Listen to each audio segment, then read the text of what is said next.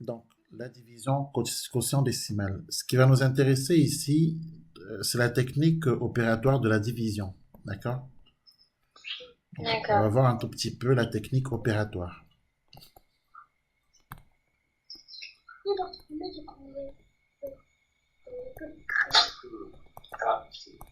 Voilà, donc tu écris technique opératoire de la division.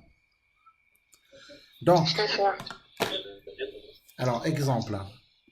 Exemple, on va diviser, on va diviser 3135. On va diviser 3135, enfin, du moins 3135, divisé par 4. D'accord? D'accord. Alors, je te rappelle que le nombre qui est ici, 3135, c'est ce qu'on appelle Dans le de, dividende. D'accord? Que le nombre qui est ici est appelé le diviseur. diviseur. Ce qu'on trouvera ici sera appelé quotient. Le quotient. Et ensuite, plus bas, on aura ici ce qu'on appelle Le reste. le reste. Le reste. Tout à fait. Donc voilà les quatre éléments de la division. D'accord? Donc quand on veut diviser 3135 par 4, on peut commencer par écrire la table de 4, puisqu'on aura besoin justement de la table de 4 euh, pour réaliser notre division. Alors, la table de 4, est-ce que tu la connais? 4 fois un. Mais nous, ça va jusqu'à 10, non? Tout à fait, on va aller Non. jusqu'à 10. Alors 4 fois un, 4. 4, 4 fois 2. 8. Alors ici, on apprend en même temps les tables de multiplication, attention. Alors 4 fois 3. Par contre, on n'a pas mes tables. Comment? Je connais pas mes tables. C'est pas Je connais grave. pas mes tables. C'est pas grave, on va les apprendre en même temps. Et puis ça va te permettre après de... Alors tu écris, hein, bien sûr, la table de multiplication par 4, comme ça tu pourras la réviser après. Alors 4 fois un, 4. 4 fois 2, 8. 4 fois 3, 12. 12, 4 fois 4, 16. 8, 4 fois 4, 16. 16. 4 fois 5, 20. 4 fois 6, 24. On a besoin des tables, hein, parce que si on ne connaît pas les tables, on aura du mal à réaliser la division, hein, bien entendu. 4 fois 6, Bah oui. 24. 4 fois 7, 28. D'accord? 4 fois Oui. 8, 4 fois 8, 32. 4 fois 4, 9, 9, 36. 34, 36. Et 4 fois 10, 40. Voilà. Donc, il faut apprendre la table de 4. Mais pas seulement. Il faut aussi apprendre la table de 5, de 6, de 7, de 8, etc. Donc, du D'accord. coup, du coup, euh, pour diviser donc 3135 par 4, on procède de la façon suivante. 3, 3 est plus petit que 4. 3 est plus petit que le diviseur. Donc, on peut pas. On peut pas. On prend 31. On Voilà. reprend Donc, les deux premiers chiffres. tout à fait. 3 combien de fois 4, c'est pas possible. Donc, il nous faut prendre 31. D'accord? Et Oui. 31, 31, combien de fois 4? On Alors, peut faire quand on regarde ici, quand on regarde ce qui se passe ici, 31, combien de fois 4? On va utiliser 4 fois 7. D'accord? Parce que dans 4 28. fois Donc 7, ça nous fait 28. 28. Tout à fait, 28. Et on ne, on ne dépasse pas 31 là. Il faudrait qu'on soit en dessous de 31. D'accord? Donc, on ne peut pas prendre 4 fois 8, 32 parce qu'on n'a que 31 centaines à diviser. D'accord? On a 31 centaines à diviser, donc on ne peut pas prendre 4 fois 8 parce que 4 fois 8, ça nous ferait 32 centaines. Donc, il nous faut Ouais. prendre moins que 31 centaines. OK? Donc, du coup, on va écrire 4 fois 7. Et 4 fois 7, c'est égal à 28, hein, bien entendu. Ouais. Après, il faut penser à faire une soustraction. D'accord? Donc, à faire 31 moins 28. Et 31 moins 28, c'est égal à quoi? 3. C'est égal à 3. Très bien. Donc, on a donc trouvé 3. Hein. Il reste précisément 3 centaines. Hein. Et ensuite, on a besoin d'abaisser le 3 qui est ici, qui représente 3 dizaines. D'accord? Comme ça nous fait... Comme ça, on est à 33. Alors, 33, combien de fois 4? 4 fois 8. Tout à fait. Tout à fait. Et là, c'est 4 fois 8 qui va nous intéresser, bien entendu. Donc, on va écrire 4 fois 8, 32. Ensuite, il faut soustraire. Hein, 33 moins 32, ça nous fait 1. 1. Très bien. Qu'est-ce qu'il faut faire après? On descend le 5. On abaisse le 5. Très bien. Et du coup, ensuite, on va chercher dans la table de 4 qu'est-ce qui se rapproche le plus de 15. C'est 12, donc c'est 3 fois 4. 3 fois 4, 12. Alors, donc 4 fois 3, 12. Donc, on écrit 12. Ensuite, on soustrait. On soustrait toujours. 15 moins 12, c'est égal à 3. 3. Très bien. Ensuite, qu'est-ce qu'on fait à partir de là?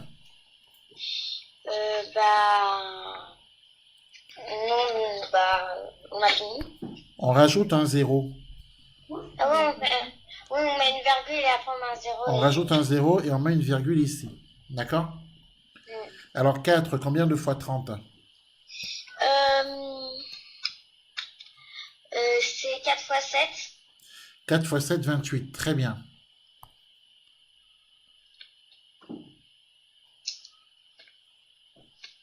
Donc, on écrit 28. Et ensuite, il nous faut soustraire 30 moins 28, ça nous fait... Ça fait 2. D'accord. Qu'est-ce qu'on fait après? On rajoute encore un 0. On rajoute encore un 0 ici. Et donc, ensuite, on... 4, combien de fois 20? Ça, 5. 4 fois 5, 20. D'accord? Et ça fait 0. Tout à fait. Et le reste, c'est 0. Car 20 moins 20, c'est égal à 0. Et 0 représente ici pour nous le reste. Le quotient, c'est bien 783,75. Alors, si on commente cette division, qu'est-ce qu'on a fait? Eh bien, en voulant diviser 3135 par 4, on a procédé de la façon suivante. On a divisé 31 centaines par 4, d'accord? Ce qui nous a fait 7 centaines au quotient, ici, d'accord? Ce qui nous a fait 7 centaines au quotient. Et donc, du coup, il reste 3 centaines, c'est-à-dire ce qu'on a ici. Oui. Est-ce qu'on est d'accord? C'est ce qu'on a fait. Oui. OK? Il reste 3 centaines qui, avec les 3 dizaines qu'on a ici, d'accord, forment les 33, forment 33 dizaines. Oui. OK? Oui. Très bien. Ensuite, on doit diviser 33 dizaines par 4. Hein? On doit diviser 33 dizaines par 4. OK? Oui. Et pour diviser 33 dizaines par 4, on a pensé que cela nous fait 8 dizaines au quotient, ici. Ouais. On a pensé que ça nous fait 8 dizaines au quotient, 4 fois 8, 32. C'est pour ça qu'on a écrit 32 ici. Et ensuite, on a fait 33 moins 32, ce qui nous donne 1. D'accord? Oui. Donc, il reste, tout à fait, il reste précisément une dizaine, puisqu'on est sur la colonne des dizaines. Il restait précisément une dizaine qui, avec les 5 unités qui sont ici, d'accord, nous a donné 15 unités. Est-ce qu'on est d'accord? Oui. Voilà. Hein, une dizaine avec les 5 unités forme 15 unités. Ces 15 unités que nous avons ici, on les a divisées également par 4. D'accord? Voilà. Oui. Et pour cela, ça nous a fait au quotient 3 unités ici. Car 4 fois 3, 12. 4 fois 3, 12. Ensuite, on obtient 15 moins 12. 15 moins 12, ça nous fait 3. OK? Donc, du coup, Oui. il nous reste 3 unités ici. Il nous reste 3 unités Oui. là. Voilà. Oui. Et ces 3 unités restantes peuvent être partagées en 30 dixièmes. Parce que, en fait, une unité, il faut penser qu'une unité, c'est en fait égal à 10 dixièmes. Oui. D'accord? Et donc, quand on a 3 unités, eh bien, on peut partager ces 3 unités en 30 dixièmes. Oui. C'est ce qu'on a fait. Et pour partager ces 3 unités en 30 dixièmes, on doit pour cela Ouais. ajouter une virgule au dividende et au quotient. Autrement dit, on ajoute une virgule normalement ici au dividende, d'accord? Et on ajoute une virgule ici au quotient pour pouvoir écrire les 30 dixièmes. OK? Oui. Et ensuite, on continue la division. Donc, du coup, poursuivant la division, on doit donc diviser 30. Alors, nos 30 dixièmes doivent être divisés par 4. Est-ce qu'on est d'accord? Voilà. Et pour diviser nos 30 dixièmes par 4, cela nous a fait au quotient 7 dixièmes. D'accord? Ici. Oui. Ça nous a fait ici au quotient 7 dixièmes, puisque 4 fois 7, 28. D'accord? Oui. 4 fois 7, 28 dixièmes. Et 30 dixièmes ici, moins 28 dixièmes, ben ça nous fait 2 dixièmes. D'accord? Voilà, simplement 2 dixièmes, les 2 dixièmes que nous avons ici, hein, précisément, 2 dixièmes Oui. que nous avons ici, équivalent en fait à 20 centièmes. Est-ce que je peux aller aux toilettes? Oui, bien sûr. On reprend dans 1 minute ou 2 ou 3. À tout de suite.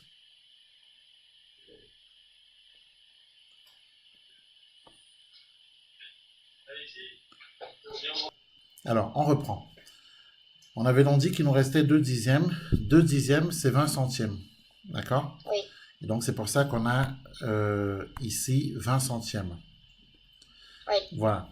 Et 20 centièmes, bah, divisé par 4, cela fait 5 centièmes au quotient. D'accord, ici. Oui. Cela nous fait 5 centièmes au quotient. Et donc, il nous reste 0. Donc, voilà comment on a réalisé notre division. Est-ce que tu as bien compris? Oui. Très bien.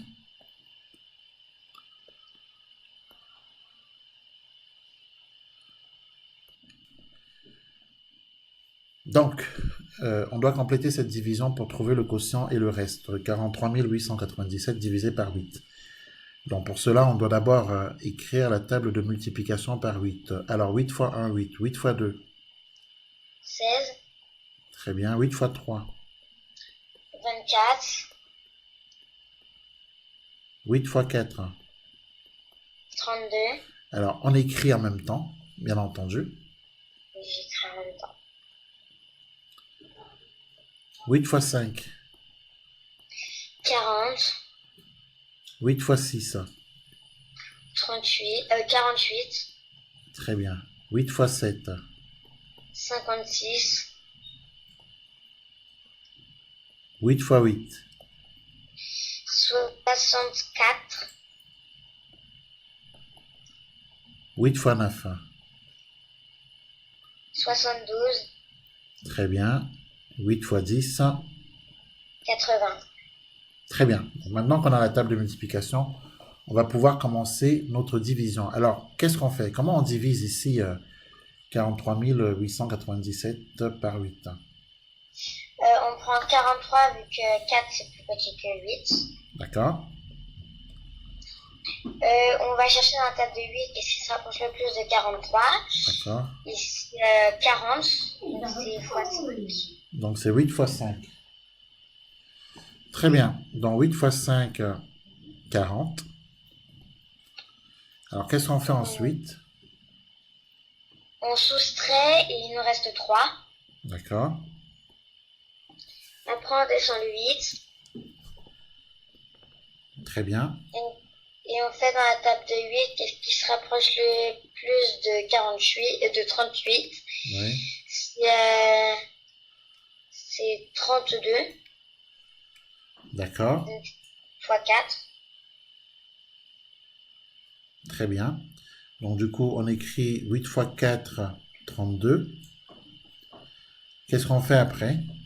On soustrait. Ce qui nous donne 6.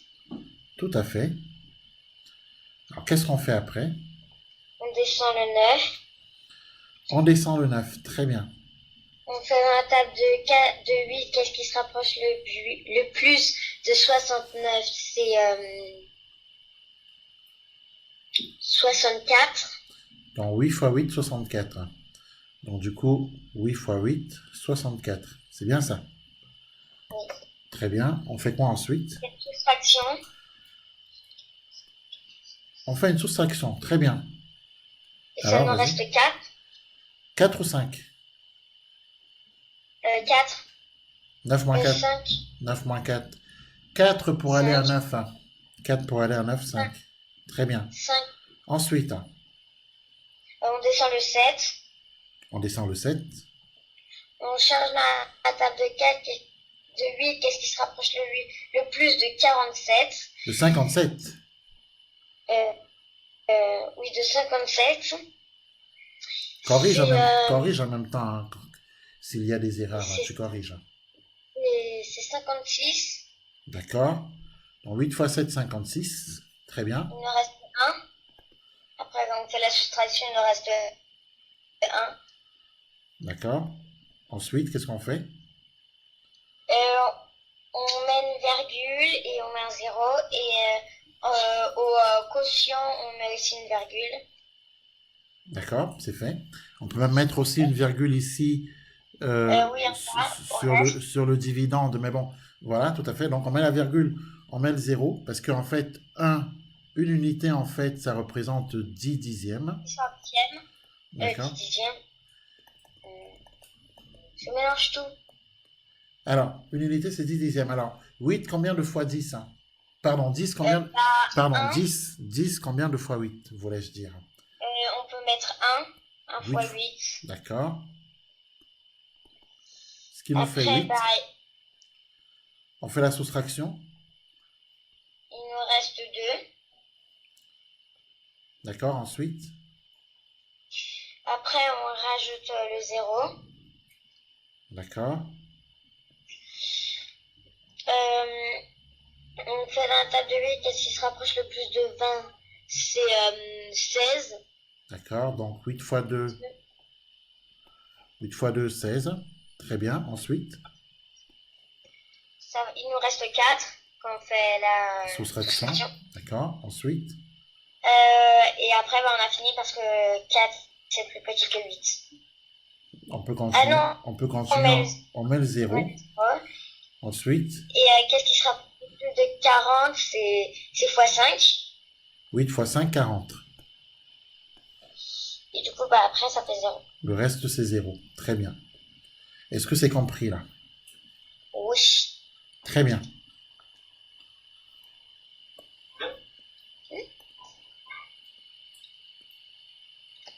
On va faire une division. Alors, on nous propose l'exercice suivant. Le bibliothécaire dispose de 495 € pour acheter des livres à 25 € l'unité. Combien de livres pourra-t-il acheter? Alors, comment on s'y prend, Lucie, ici? Moi, nous, quand on avait fait un problème de ce genre, on avait fait une division. D'accord. On a fait 495 divisé par 25. Alors, faisons donc 495 divisé par 25. Mais pensons quand même que, comme il s'agit de livres, d'accord? Comme il s'agit de livres, le quotient ici ne pourra pas être un nombre décimal. D'accord? Ouais. Parce que, Et, oui. et moi, j'ai pas compris comment on fait les divisions avec deux chiffres, 25 Ah par bah, c'est 5. exactement comme avec un chiffre. Autrement dit, il faut écrire la table de 25. D'accord? D'accord, On commence par écrire la table de multiplication par 25, d'accord. puisque 25 est le diviseur. Hein. Donc, on fait 25 fois 1. On commence par ça d'abord. 25 fois 1, c'est 25. Et si on ne sait pas comment faire, on peut faire la multiplication. Si on a des doutes sur le résultat, on peut faire la multiplication posée. 25 fois 2, 50. Alors, il y a un moyen de savoir que 25 fois 2, c'est 50. Hein. On fait la multiplication posée comme ça. 25 Oui. fois 2. On fait 2 fois 5. 2 fois 5, 10. J'écris 0. Je retiens 1. Ensuite, on fait 2 fois 2, 4. Plus la retenue, 5. Et on voit bien que 25 fois 2, c'est égal à 50. Et on fait la même chose pour 25 fois 3. 25 fois 4. Oui. On peut écrire la multiplication posée de 25 fois 3. 3 fois 5, 15. J'écris 5, je retiens 1. 3 fois 1, 3 fois 2, 3 fois 2, 6. Plus la retenue, 7. Et ça nous fait 75. Donc 25 fois 3, 75. 25 fois 4, 100.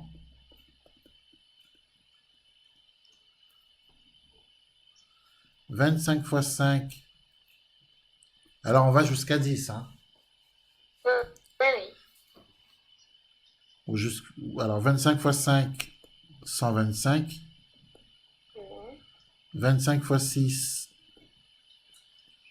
150. 150. 25 fois 7, 175. voilà. 25 fois 8, Euh, 200. 150. 160. 200. 25 fois 9, 225. 225. 25 fois 10, 250. Voilà. Donc, une fois qu'on a écrit la table de multiplication par le diviseur, hein, qui ici est bien sûr 25, on peut commencer la division. Alors, bien sûr, on va commencer avec 49, n'est-ce pas? Alors, vas-y, je t'écoute.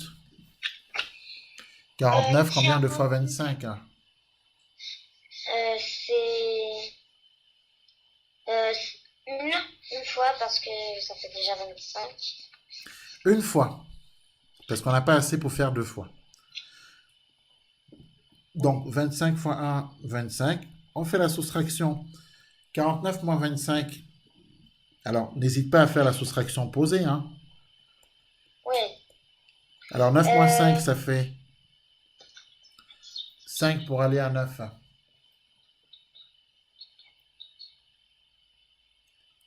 36. Ça fait 4. 5 pour aller à 9, 4. 4 moins 2, Bah, on peut 2. pas. 2. Si, 2. Voilà, donc résultat Ça fait 24. 24. Ensuite, qu'est-ce qu'on fait? On abaisse le 5. Oui. 245, combien de fois 25? Bah, on peut le faire fois 10. 9 fois. Oui, 10, 9 non, parce fois. qu'on n'atteint pas 250. Oui. D'accord? Oui. Donc, 25 fois 9, 225. OK? Et Donc, il reste 10. 20. 4 moins Ah, 2, c'est égal à 2. D'accord? Donc, c'est oui. égal à 19, il reste 20. Et en fait, on s'arrête là. On Ah, s'arrête là parce que le quotient ne doit pas être un nombre décimal. D'accord? Puisque ouais. tu cherches le nombre de livres. Et on ne peut pas partager un On peut pas acheter livre. Comment? on peut pas acheter un demi-livre. Voilà, c'est ça. On ne peut pas partager un livre en dixième. C'est pas possible, ça. Donc, du coup, le quotient sera forcément un nombre non décimal. D'accord? Donc, du coup, si on continue la division, le quotient devient décimal. Donc, on doit s'arrêter là. Donc, du coup, ça, on va quand même l'écrire, hein. On va quand même l'écrire que, on va quand même écrire que remarque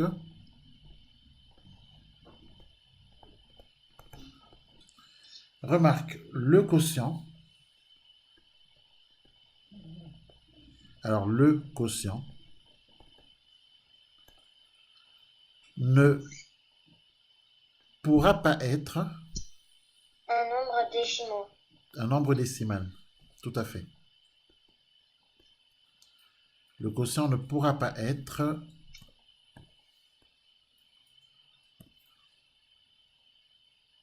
un nombre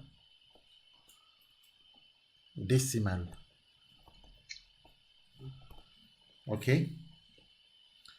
Donc, du coup, on peut conclure. On peut conclure en disant que voilà, on a trouvé que le quotient est égal à 19 Et que le reste est égal à 20. et que le reste est égal à 20. Donc, le bibliothécaire pourra acheter combien de livres? 19 et il lui restera 20 €. Très bien, c'est juste. Et ça, on peut l'écrire en conclusion.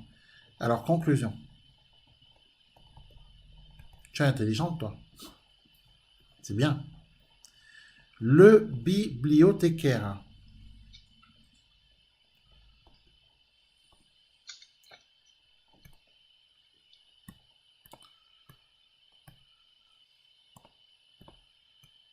alors le bibliothécaire pourra acheter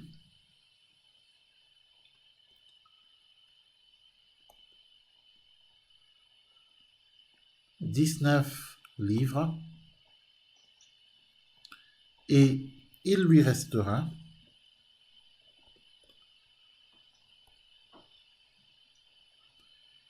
20 €. Voilà, on a fini avec les maths, on va faire un peu de français. D'accord?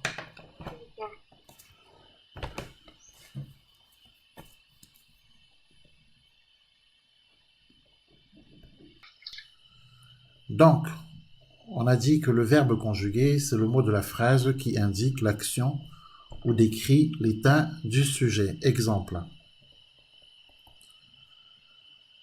Nous sortons du stade.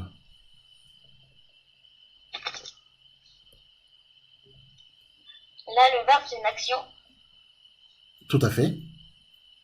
Il décrit une action. Alors, sortons, c'est en effet le verbe. Et comme tu viens de le dire, ce verbe décrit une action.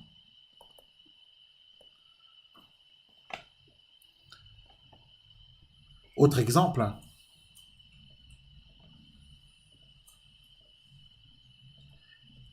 Les chatons sont sages. Alors, quel est le verbe conjugué?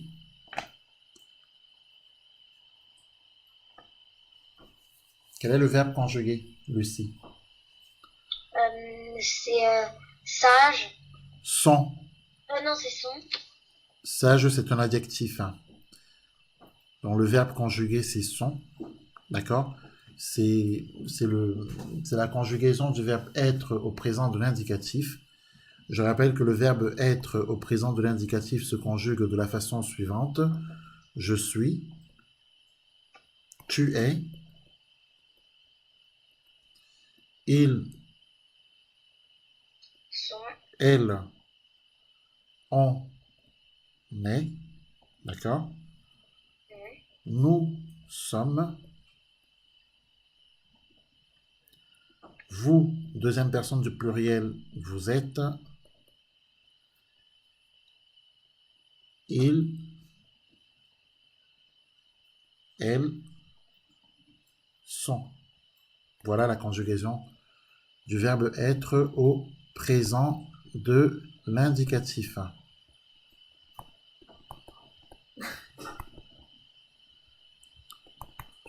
Voilà.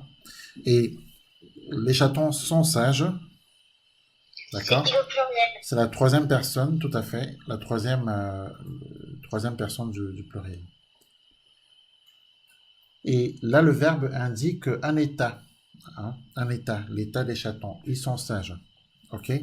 Alors que tout à l'heure, le verbe indiquait une action. Est-ce qu'on est d'accord? C'est un verbe d'état, ça veut dire. Tout à fait. C'est un verbe d'état. Alors ensuite, on peut penser que le verbe se conjugue en fonction du temps et de la personne. Et puis quand il n'est pas conjugué, il est à l'infinitif. Alors, on va écrire ça parce que c'est important.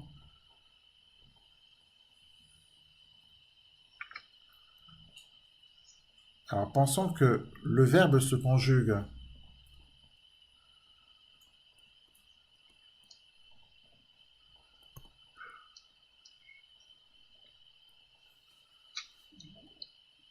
en fonction du temps.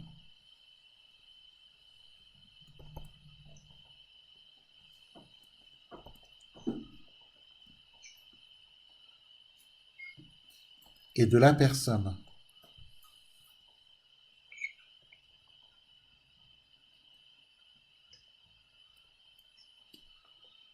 Voilà, on vérifie qu'on n'a pas d'erreur. Personne. Alors, quand il n'est pas conjugué,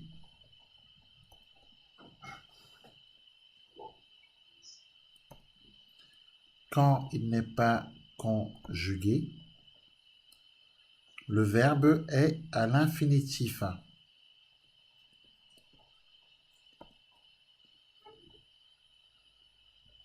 Par exemple,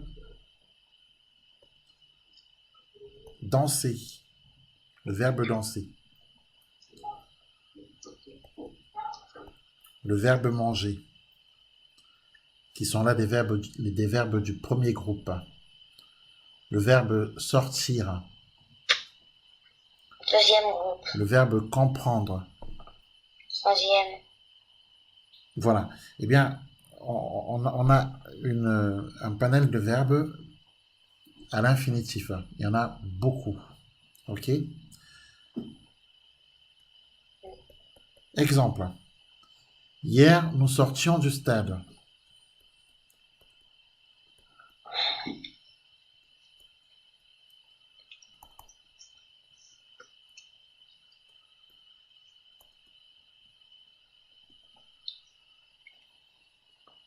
Alors, hier, nous sortions du stade.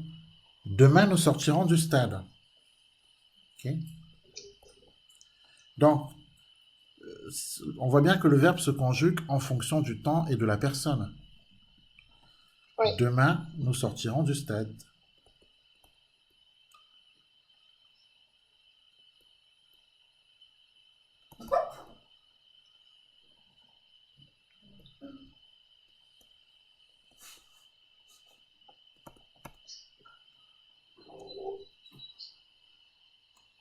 Voilà.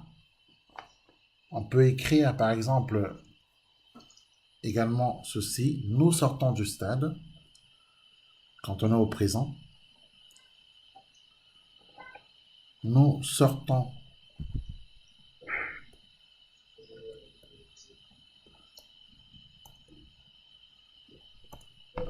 du stade. Ou alors, je sors du stade.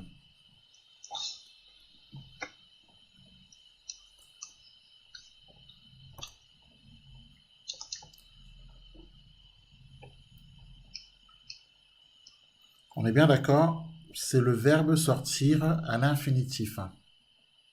Oui.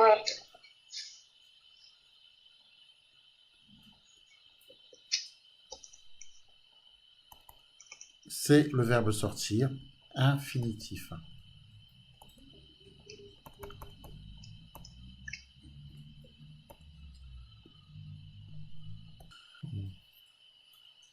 Donc attention, il existe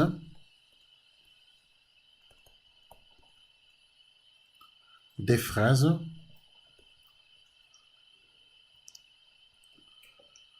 sans verbe conjugué.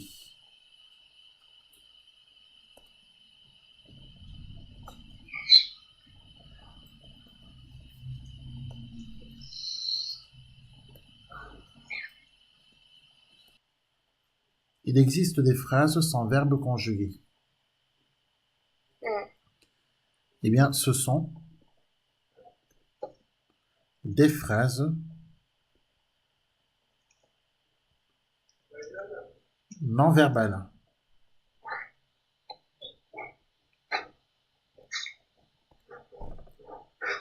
Exemple. Quelle magnifique surprise. Quelle magnifique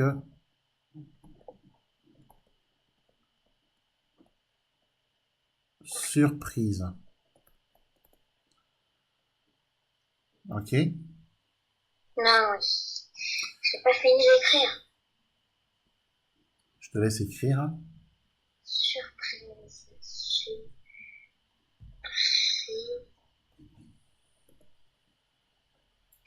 C'est Très bien. Dernière chose qu'on va voir ici, c'est le sujet.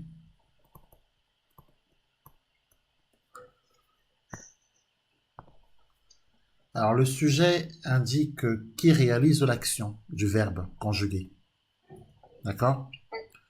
oui. Le sujet indique qui réalise l'action du verbe conjugué, ou bien de quoi l'on parle. Ça, on va l'écrire. Le sujet indique qui réalise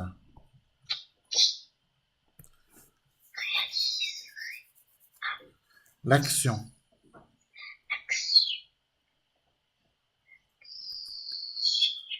du verbe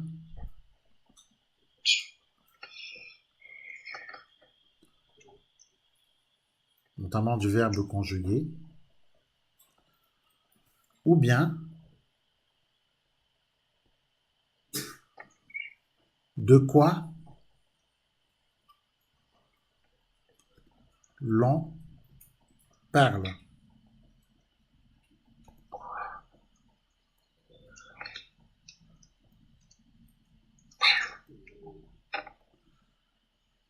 Ok? Alors, exemple.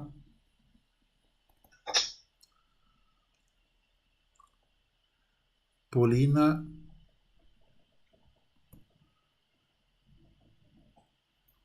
rentre chez elle. Alors, rentre, c'est bien sûr le verbe conjugué. Qui est-ce qui rentre chez elle? Bah, Pauline. Et donc, Pauline, c'est le sujet. Est-ce qu'on est d'accord? Oui. Qui est-ce qui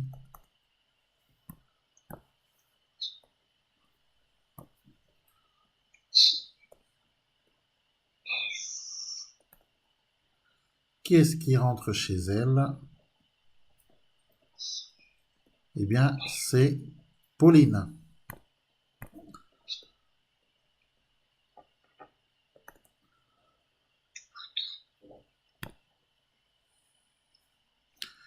Donc, on est bien d'accord.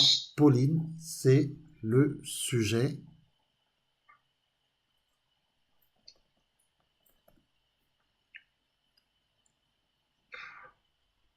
Le sujet du verbe conjugué.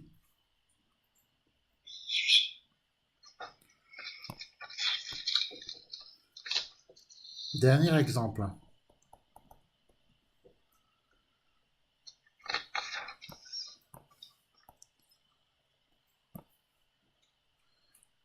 Alors, remarque, le sujet n'est pas toujours devant le verbe. D'accord? Le sujet n'est pas toujours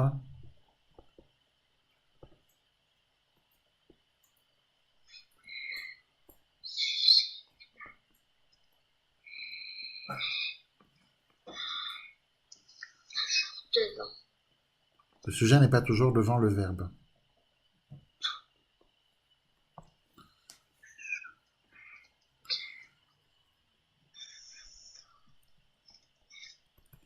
Alors, exemple. Dans la forêt,